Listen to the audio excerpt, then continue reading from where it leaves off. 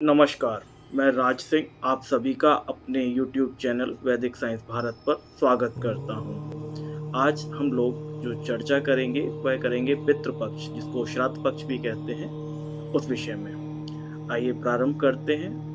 उससे पूर्व आप सभी लोगों से करबद्ध निवेदन करूँगा कि आप लोग इस वीडियो को ज़्यादा से ज़्यादा लोगों तक शेयर करें, जिससे कि हमारे पितृपक्ष जो आगामी दिनों में प्रारंभ होने वाले हैं, उसके विषय में संपूर्ण जानकारी ज़्यादा से ज़्यादा लोगों तक पहुंच सके। चलिए प्रारंभ करते हैं। जय श्री नारायण। पितृपक्ष, श्राद्ध पक्ष अथवा कनागत। पितृपक्ष में श्राद्ध की तिथियां।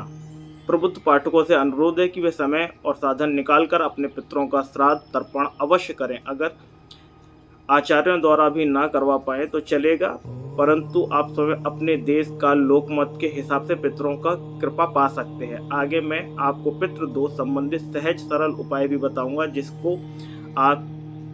जिसको करके आप अपने पितृ ऋण से मुक्त हो सकते हैं। पितृपक्ष 2023 प्रतिपदा तिथि प्रारंभ सितंबर 29, 2023 को दोपहर 3:26 से प्रतिपदा तिथि समाप्त होगी। सितंबर 30, 2023 को दोपहर 12:21 तक पितृपक्षों के अनुष्ठान का समय कुतुब मुहूर्त है। 29 दिसंबर को दोपहर 11:47 से 12:35 तक, अवधि 48 मिनट। रोहिणी मुहूर्त है 29 सितंबर को दोपहर 12:45 से 1:23 तक, इसकी अवधि भी 48 मिनट है। अपराह्न काल 29 सितंबर को दोपहर 1:23 से 3:46 तक, अवधि लगभग 2 घंटे 23 मिनट। पितृपक्षों की श्राद्ध की तिथियां। 29 सितंबर 2023 शुक्रवार पूर्णिमा श्राद्ध। 30 सितंबर 2023 द्वितीय श्राद्ध। 1 अक्टूबर तृतीय श्राद्ध। 2 अक्टूबर चतुर्थ। 3 अक्टूबर पंचमी। 4 अक्टूबर षष्ठी। 5 अक्टूबर श्राद्ध। 6 अक्टूबर अष्टमी। 7 अक्टूबर नवमी। 8 अक्टूबर श्राद्ध। 9 अक्टूबर को एकादशी श्राद्ध। 10 अक्टूबर को मघा श्राद्ध। 11 अक्टूबर को द्वादश श्राद्ध। 12 अक्टूबर को त्रयोदशी श्राद्ध। 13 अक्टूबर को चतुर्दशी श्राद्ध और 14 अक्टूबर को सर्वपितृ अमावस्या। विशेष किसी कारणवश तिथि विशेष पर श्राद्ध न कर पाने अथवा पिता की मृत्यु की तिथि की जानकारी न होने के कारण उन सभी पितरों का श्राद्ध पितृपक्ष की अमावस्या को किया जाता है। इस दिन श्री हरि विष्णु भगवान की प्रियता हेतु ब्राह्मण भोजन भी कराया जाता है। हिंदू शास्त्रों में श्राद्ध के बारे में कहा गया है क्या करना चाहिए और क्या नहीं करना चाहिए, उस विषय में हम लोग चर्चा कर रहे हैं। श्राद्ध कर्म से देवता और पितृ तृप्त होते हैं और श्राद्ध करने वाले का अंतःकरण भी तृप्ति संतुष्टि का अनुभव करता है। बूढ़े बुजुर्गों ने हमारी उन्नति के लिए बहुत कुछ किया और उनकी सद्गति के लिए हम भी कुछ करेंगे तो हमारे हृदय में भी पितृ संतुष्टि का अनुभव होगा। औरंगजेब ने जब अपने पिता शाहजहां को कैद कर दिया था, तब शाहजहां ने अपने बेटे को पत्र लिख भेजा था, धन्य है हिंदू जो अपने मृतक माता पिता को भी खीर और हलवे पूरी से तृप्त करते हैं, और तू जिंदा बाप को एक पानी की मटकी तक नहीं दे सकता। तुझसे तो वे हिंदू अच्छे हैं जो मृतक माता पिता की भी सेवा कर लेते हैं। गरुड़ पुराण में जो कहा गया है उस विषय में, समय अनुसार श्राद्ध करने से कुल में कोई दुखी नहीं रहता। पितरों की पूजा करके मनुष्य आयु, पुत्र, यश, स्वर्ग, कीर्ति, पुष्टि, बल, श्री, पशु, सुख, धन धान तथा पुत्री सुख प्राप्त करता है। देव कार्य से भी पितृ कार्य का विशेष महत्व है। देवताओं से पहले पितरों को प्रश्न करना कल्याणकारी है। गरुड़ पुराण 10वां अध्याय 57 से 59 नंबर पेज तक। अमावस्या के दिन पितृगण वायु रूप में घर के दरवाजे पर उपस्थित रहते हैं और अपने स्वजनों से श्राद्ध की अभिलाषा करते हैं। जब तक सूर्यास्त नहीं हो जाता तब तक वे भूख प्यास से व्याकुल होकर वहीं खड़े रहते हैं। सूर्यास्त हो जाने के पश्चात वे निराश होकर दुखित मन से अपने अपने लोगों को चले जाते हैं। ये उस विषय में कहा गया है जिन घरों में श्राद्ध नहीं होता है बड़े बुजुर्गों का। अतः अमावस्या के दिन प्रयत्न पूर्वक श्राद्ध अवश्य करना चाहिए। यदि पितृजनों के पुत्र अथवा बंधु बांधव उनका श्राद्ध करते हैं और गया तीर्थ में जाकर इस कार्य में प्रवृत्त होते हैं तो उन्हीं पितरों को ब्रह्मलोक में निवास करने का अधिकार प्राप्त होता है। उन्हें भूख प्यास कभी नहीं लगती। इसलिए विद्वान को प्रयत्न पूर्वक यथा विधि शास्त्रपात से भी अपने पितरों के लिए श्राद्ध अवश्य करना चाहिए। भगवान विष्णु गरुण जिसे कहते हैं, जो लोग अपने पितृगण, देवगण, ब्राह्मण तथा अग्नि की पूजा करते हैं वह सभी प्राणियों में अंतरात्मा में समाविष्ट होकर मेरी ही पूजा करते हैं। शक्ति के अनुसार विधि पूर्वक श्राद्ध करके मनुष्य ब्रह्म पर्यंत समस्त चराचर जगत को प्रसन्न कर देता है। हे आकाशचरण गरुण, पिशाच योनि में उत्पन्न हुए पितृ मनुष्यों के द्वारा श्राद्ध में पृथ्वी पर जो अन्न बिखेरा जाता है उससे संतृप्त होते हैं।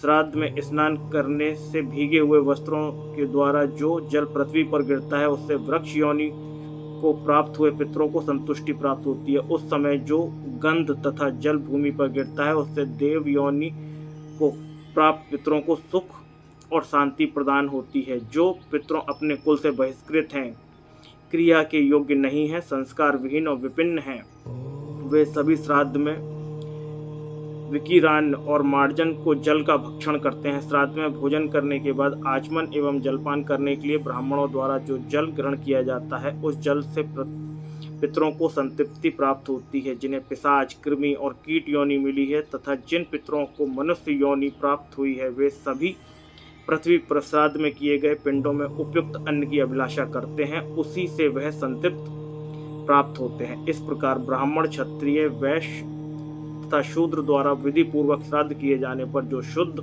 अशुद्ध जल अन्न फेंका जाता है उससे उन पितरों की तृप्ति होती है जिन्होंने अन्य जातियों में जाकर जन्म लिया। जो मनुष्य, यहाँ जातियों का अर्थ मनुष्य जातियों के अंदर जो वर्ण व्यवस्था है उससे नहीं है। यहाँ जातियों का पशु, जलचर, कीट पतंगे, सर्पिसर्पों के बारे को जातियां कहा गया है। जो मनुष्य अन्यायपूर्वक अर्जित किए गए पदार्थों से श्राद्ध करते हैं उस श्राद्ध से नीच योनियों में जन्म ग्रहण करने वाले चांडाल पितरों की तृप्ति होती है। हे पक्षी, ये गरुड़ जी से कह रहे हैं श्री हरि विष्णु, हे पक्षी, इस संसार में श्राद्ध के निमित्त जो कुछ भी अन्न, धन आदि का दान करके अपने बंधु बंधुओं के द्वारा किया जाता है वह सब पितरों को प्राप्त होता है। अन्न, जल और सागपात आदि के द्वारा यथा समर्थ जो श्राद्ध किया जाता है वह पितरों की तृप्ति हेतु है। गरुड़ पुराण में इस प्रकार लिखा गया है। श्राद्ध नहीं करते तो अगर पंडित से श्राद्ध नहीं करा पाते तो सूर्य नारायण के आगे अपने बगल खुले करके दोनों हाथों को ऊपर करके बोले, हे सूर्य नारायण, मेरे पिता नाम अमुक नाम बेटा, यानी कि जो भी पिता हैं वो पुत्र, अमुक जाति, अमुक गोत्र, यदि गोत्र याद नहीं है तो ब्रह्म गोत्र, कश्यप, सभी लोग बोल सकते हैं। मैं यहाँ पर एक बार फिर से आपको कहूँगा, हम लोगों की जो उत्पत्ति है वो कश्यप ऋषि के द्वारा है। हम सभी कश्यप ऋषि के वंशज हैं। तो जिन लोगों को अपने गोत्र और जातियों का भान नहीं है वह अपना कश्यप गोत्र बोलकर श्राद्ध कर सकते हैं। बोलकर आप संतुष्ट और सुखी होंगे। इस निमित्त में मैं आपको अर्घ या भोजन कराता हूँ। ऐसा करके सूर्य भगवान को अर्घ दें और भोग लगाएं। श्राद्ध पक्ष में रोज भगवत गीता के 7वें अध्याय का पाठ और एक माला 12 मंत्र ओम नमो भगवते वासुदेवाय और एक माला ओम ह्रीं क्लीं सर्व देवाय स्वाहा की करनी चाहिए और उसका पाठ माला का फल नित्य अपने पितरों को अर्पण करना चाहिए। पितृदोष लगने के कारण, इन 16 कारणों से पितृदोष लगता है। वह 16 कारण भी मैं आपको आगे बता रहा हूँ। प्रत्येक मनुष्य की इच्छा रहती है कि वह उसका परिवार सुखी एवं संपन्न रहे। मनुष्य को अपनी इस इच्छा को पूरा करने के लिए देवी देवताओं के साथ साथ अपने पितरों का भी पूजन करना चाहिए। आइए जानते हैं पितृदोष क्यों, कैसे और कब और किस प्रकार होता है। पितरों का विधिवत श्राद्ध ना होना, पितरों की विस्मृति या अपमान होना, धर्म विरुद्ध आचरण करना, वृक्ष फल लदे हुए पीपल, बेल, वट इत्यादि का कटवाना, यानी कि फलदार और छायादार वृक्षों को कटवाने से भी पितृदोष लगता है। नाग की हत्या करना या उसकी हत्या करवाना या उसकी हत्या का कारण बनना, यह भी पितृदोष का एक बहुत बड़ा कारण होता है। गौ हत्या या गौ का अपमान करना, गौ हत्या से भी पितृदोष लगता है। या गौ को जो लोग मारते हैं या भक्षण करते हैं या उसको प्रताड़ित करते हैं, उनको भी पितृदोष लगता है। नदी, कूप, तालाब, पवित्र स्थान पर मलमूत्र विसर्जन करना। यहाँ कहा गया है कि जो लोग नदी, नाले, झरने, नाले का मतलब यहाँ पर ये सीवरेज वाले नाले नहीं हैं। यहाँ नालों का जो प्राकृतिक नाले हैं जो नदियों से मिलते हैं, जिनके द्वारा नदियों का निर्माण होता है, उन नालों के विषय में कहा गया है। प्राकृतिक नाले जो हैं उनमें मलमूत्र का विसर्जन करना और सीवरेज डालने से पितृदोष लगता है। पवित्र जल का गलत प्रयोग करना, यहाँ पर फिर एक बार वही बात है कि गंगा जल, यमुना जल, जितनी भी नदियों का जल है, इनका गलत रूप में प्रयोग करना। पूर्णिमा, अमावस्या या पवित्र तिथि पर संभोग करना। समागम और संभोग भी जो पवित्र तिथियां होती हैं उन पर नहीं करना चाहिए, वर्जित है हमारे शास्त्र अनुसार, तो इससे भी बचना चाहिए। पूज्य स्त्री के साथ संबंध बनाना, यानी कि जो स्त्री हमारे लिए पूजनीय है उसके संग समागम करने से भी पितृदोष लगता है। निचले कुल में विवाह करना, निचले कुल का अर्थ यहाँ पर जातियों से नहीं है, वर्णों से नहीं है, क्योंकि सनातन संस्कृति में जाति और वर्ण व्यवस्थाओं में अंतरजातीय विवाह और अंतरवर्णीय विवाह होते रहे हैं। यहाँ पर नीच कुल का मतलब ये है कि जो प्रतिष्ठित रूप से निम्न स्तर के हों और जिनके घर में गलत कार्य किए जाते हों, उनको नीच कुल कहा गया है। जो धर्म विरुद्ध कार्य कर रहे हैं उस कुल में विवाह नहीं करना चाहिए। पराई स्त्री से संबंध बनाना, गर्भपात करना, कराना या किसी जीव की हत्या करना या उसका कारण बनना, यह भी पितृदोष का बड़ा कारण है।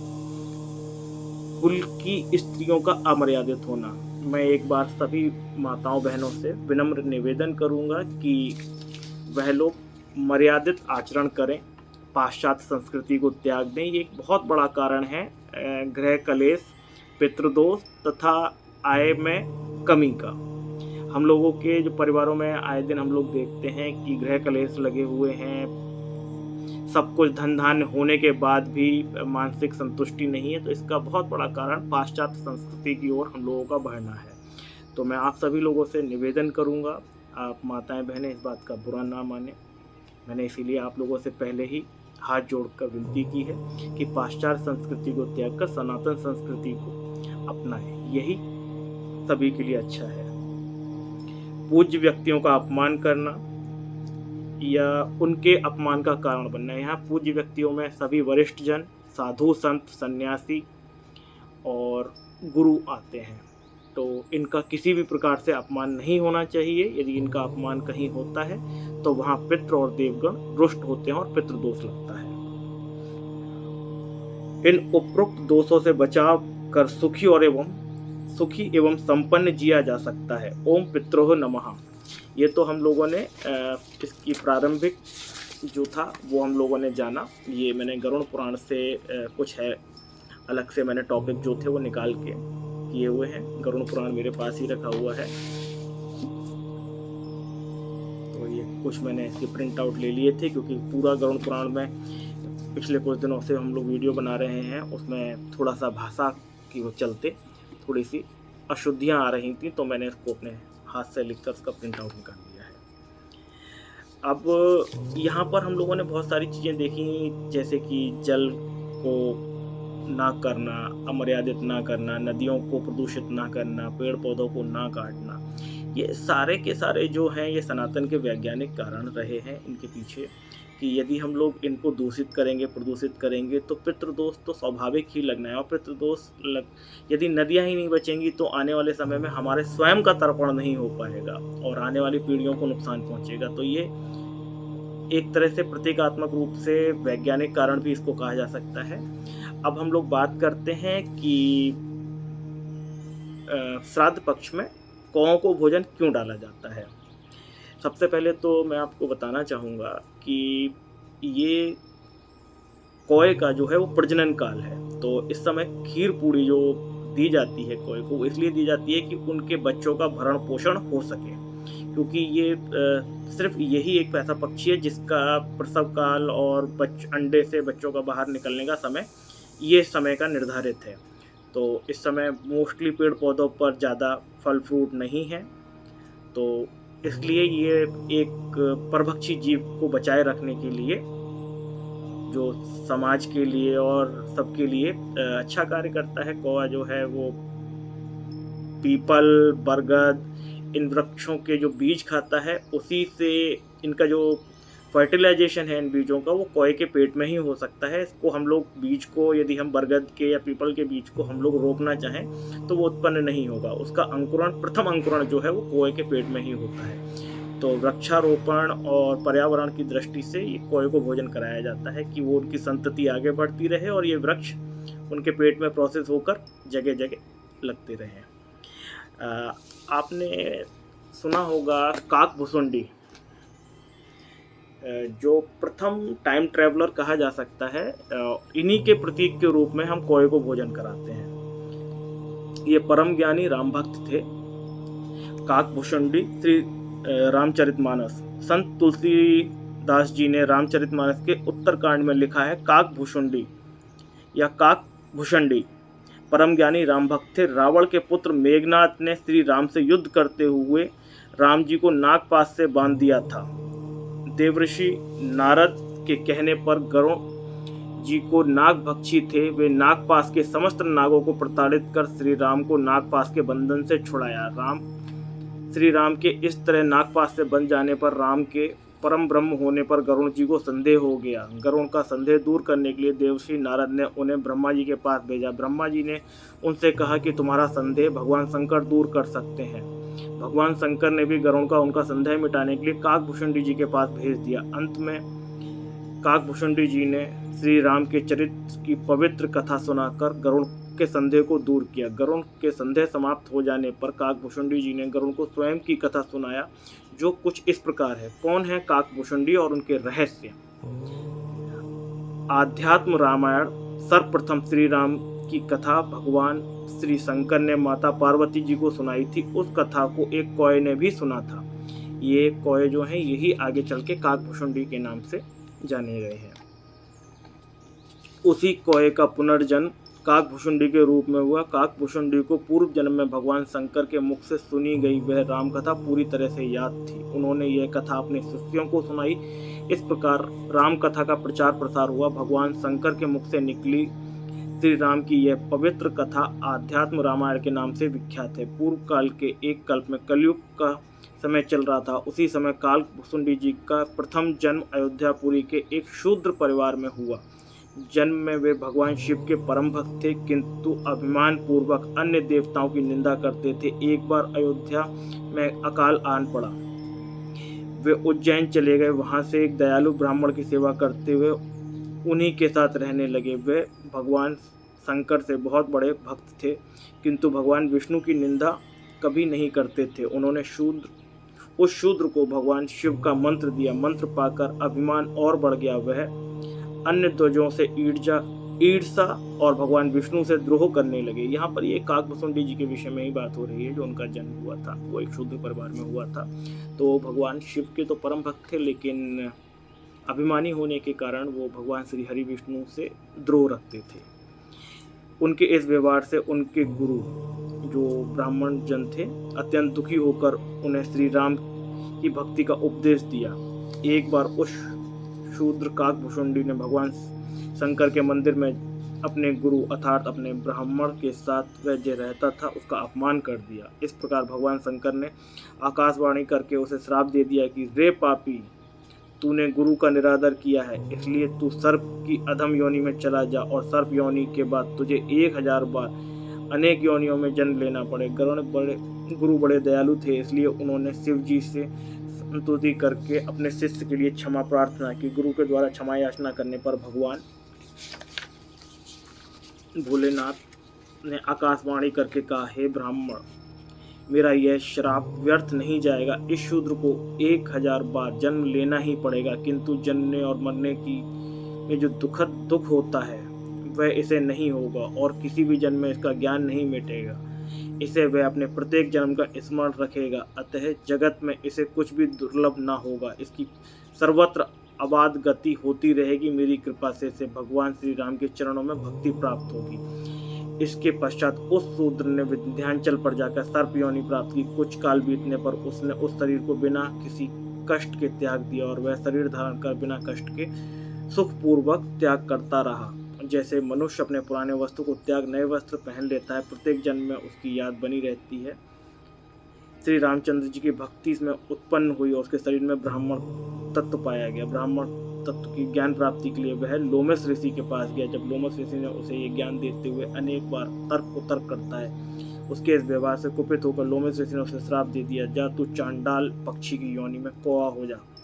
अर्थात वह तत्काल कौवा बनकर उड़ गया। श्राप देने के पश्चात लोमस ऋषि ने उसे अपने इस श्राप का पश्चाताप हुआ, तब उन्होंने कौवे को वापस बुलाकर राम मंत्र दिया और तथा इच्छा मृत्यु का वरदान भी दे दिया। इस तरह से काकभूषुंडी जी अमर हो गए और उन्होंने अनेक बार रामायण और महाभारत को अपने आंखों के सामने घटित होते हुए देखा है। जो आज के समय में हम लोग पैरेलल यूनिवर्स और बात करते हैं, जो पैरेलल और समानांतर ब्रह्मांड की जो थ्योरी आज के समय में दी जाती है, ये उसका उदाहरण है जो हजारों वर्ष पूर्व हमारे शास्त्रों में वर्णित है।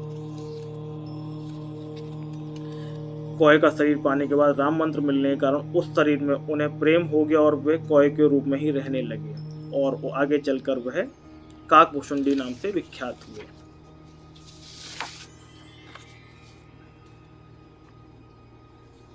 अब हम लोग जो बात कर रहे थे कि खीर का जो हम लोग जो बनाई जाती है, क्यों हमारे पितृपक्ष में कौवे के लिए खीर बनाने के लिए कहा जाता है। पीपल और बरगद को सनातन धर्म में पूर्वजों की संज्ञा दी गई है। जैसा कि हमने पहले प्रथम अध्याय में हमने बताया कि पितृयोनि में वृक्षों का रोपण और छायादार वृक्ष जो हैं, तो पीपल बरगद दोनों ही छायादार वृक्ष हैं और इनको पितृयोनि के रूप में जाना जाता है। संज्ञा दी गई है। अपने किसी भी दिन पीपल और बरगद के पौधे लगाए हैं?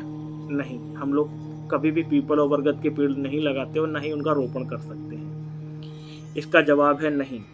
बरगद या पीपल की कलम जितनी चाहे उतनी रोपने की कोशिश करें, परंतु वह नहीं लगेगी। कारण प्रकृति कुदरत ने ये दोनों उपयोगी वृक्षों को लगाने के लिए अलग ही व्यवस्था कर रखी है। यह दोनों वृक्षों के फल कौवे खाते हैं और उनके पेड़ में ही बीज की प्रोसेस होता है, तब जाकर बीज उगने लायक होते हैं। उसके पश्चात कौवे जहाँ जहाँ पर मल त्याग करते हैं, बीट करते हैं, वहाँ पर यह दोनों वृक्ष अपने आप स्वतः ही उत्पन्न होने लगते हैं। पीपल जगत का एकमात्र ऐसा वृक्ष है जो राउंड द क्लॉक ऑक्सीजन छोड़ता है, अर्थात 24 घंटे ऑक्सीजन प्रवाह करता है, और बरगद में औषधीय गुण अपरंपार हैं।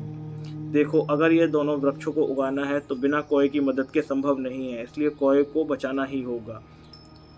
और यह कैसे होगा? मादा कौवा भादो महीने में अंडा देती है और नवजात बच्चा पैदा होता है, तो इस नई पीढ़ी को उपयोगी पक्षी को पौष्टिक और भरपूर आहार मिलना जरूरी है। इसलिए ऋषि मुनियों ने कौवे की नवजात बच्चों के लिए छत पर श्राद्ध के रूप में पौष्टिक आहार की व्यवस्था कर दी, जिससे कौवे को नवजात बच्चों का भरण पोषण और पालन हो सके। सनातन धर्म विज्ञान प्रकृति धर्म आधारित है। सत्य सनातन धर्म की जय हो। अब मैं आप लोगों को एक कथा के विषय में और जानकारी दे दूं, जो पितृपक्ष में जोगे और भोगे की कथा है। पितृपक्ष की लोक कथा के अनुसार इस कथा को अवश्य ही सुनना चाहिए। जो लोग तर्पण कर रहे हैं अपने पितरों का, उनको इस कथा के विषय में ज्ञान होना चाहिए और श्राद्ध पक्ष में इस कथा को एक बार श्रवण जरूर ही करना चाहिए। पितृपक्ष की लोक कथा के अनुसार जोगे और भोगे दो भाई थे। दोनों अलग अलग रहते थे। जोगे धनी था और भोगे निर्धन। दोनों में परस्पर बड़ा ही प्रेम था। जोगे की पत्नी को धन का अभिमान था, किंतु भोगे की पत्नी बड़ी सरल हृदय थी। पितृपक्ष आने पर जोगे की पत्नी ने उससे पितरों का श्राद्ध करने के लिए कहा, तो जोगे इस व्यर्थ का कार्य समझते हुए टालने की चेष्टा करने लगा, किंतु उसकी पत्नी समझती थी यदि ऐसा नहीं करेंगे तो लोग बातें बनाएंगे और फिर उसे अपने मायके वालों की दावत पर बुलाने और अपनी शान दिखाने का भी उचित अवसर चाहिए था। अतः वह बोली, आप शायद मेरी परेशानी की वजह से ऐसा कह रहे हैं, किंतु इसमें मुझे कोई परेशानी नहीं होगी। मैं भोगे की पत्नी को बुला लूँगी, दोनों मिलकर सारा काम कर लेंगे। फिर उसने जोगे को अपने पीहर न्योता देने के लिए भेज दिया। दूसरे दिन उसके बुलाने पर भोगे की पत्नी सुबह सवेरे आकर काम में जुट गई। उसने रसोई तैयार की, अनेक पकवान बनाए, फिर सभी काम निपटाकर अपने घर आ गई। आखिर उसे भी तो पितरों का श्राद्ध तर्पण करना था। इस अवसर पर न जोगे की पत्नी ने उसे कुछ कहा, न रोका, न वह रुकी। शीघ्र ही दोपहर हो गई। पितृ भूमि पर उतरे। जोगे भोगे के पितृ पहले जोगे के यहाँ गए तो वहाँ क्या देखते हैं, उसके ससुराल वाले वहाँ भोजन पर जुटे हुए हैं। निराश होकर वे भोगे के यहाँ गए। वहाँ क्या था, मात्र पितरों के नाम पर आगियारी दी गई थी। पितरों ने उसकी राख चाटी और भूखे ही नदी के तट पर जा पहुंचे। थोड़ी देर में सारे पितर इकट्ठे हो गए और अपने अपने यहाँ के श्राद्धों की बड़ाई करने लगे। भोगे के पितरों ने भी अपनी आपबीती सुनाई। फिर वह सोचने लगे, अगर भोगे समर्थ होता तो शायद उन्हें भूखा न रहना पड़ता, मगर भोगे के घर में तो 2 जून की रोटी भी खाने को नहीं है। यही सब सोचकर उन्होंने भोगे पर दया आ गई। अचानक वह नाच नाच कर गाने लगे, भोगे के घर धन हो जाए, भोगे के घर धन हो जाए। सांझ होने को हुई। भोगे के बच्चों को कुछ भी खाने को नहीं मिला था। उन्होंने माँ से कहा, भूख लगी है। तब उन्हें टालने की गरज से भोगे की पत्नी ने कहा, जाओ, आंगन में औंधी रखी है, उसे जाकर खोल लो। जो कुछ मिले मिल बांट कर खा लेना। बच्चे वहां पहुंचे तो क्या देखते हैं, हौंदी मोहरों से भरी पड़ी है। वे दौड़े दौड़े माँ के पास पहुंचे और उसे सारी बात बताई। आंगन में आकर भोगे की पत्नी ने यह देखा, तब कुछ देखा तो वह भी हैरान रह गई। इस प्रकार भोगे भी धनी हो गया, मगर धन पाकर वह घमंडी नहीं हुआ। दूसरे साल का पितृपक्ष आया। श्राद्धों के दिन भोगे की पत्नी ने 56 प्रकार के व्यंजन बनाए, ब्राह्मणों को बुलाकर श्राद्ध किया, भोजन कराया, दक्षिणा दी। जेठ जेठानी को सोने चांदी के बर्तनों में भोजन कराया। इससे पितृ बड़े प्रसन्न हुए, तृप्त हुए और उनके आशीर्वाद से उनका कल्याण हुआ। ये है सनातन धर्म। इसमें छोटी छोटी कहानियों के माध्यम से हमको अनेक कथाएं, वैज्ञानिक कथाएं, प्राकृतिक कथाएं सभी कुछ जानने और समझने को मिलती हैं। सनातन ही संपूर्ण विश्व का एकमात्र ऐसा धर्म है जो पूर्ण रूप से प्राकृतिक प्रेमी और विज्ञान आधारित है। जय प्रत्यय नमः, नमो नारायण। आशा करते हैं आप लोगों को ये वीडियो पसंद आएगा और आप अपने सगे संबंधियों में इस वीडियो को शेयर करेंगे।